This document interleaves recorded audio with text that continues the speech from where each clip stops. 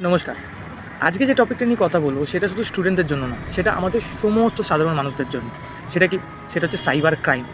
এবার আপনি তো নর্মাল ক্রাইমের মানে জানেন। কেউ এসে আপনাকে ছুরি দিয়ে মেরে গেল, বা কেউ আপনার পকেট মেরে দিল, কেউ ফোন চুরি করলো, কেউ কিডন্যাপ করলো, এগুলোকে আমরা নর্মাল ক্রাইম বলে থাকি।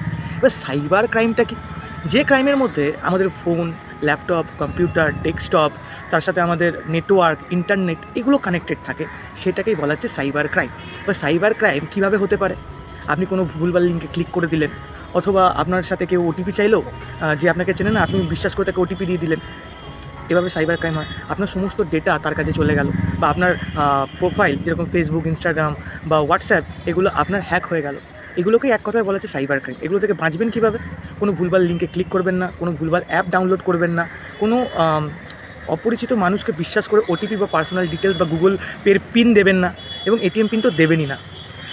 তো এরকম ইনফরমেটিভ জানতে থাকলে লাইক করুন, শেয়ার করুন, সাবস্ক্রাইব করুন এবং পাশে থাকুন। Thank you.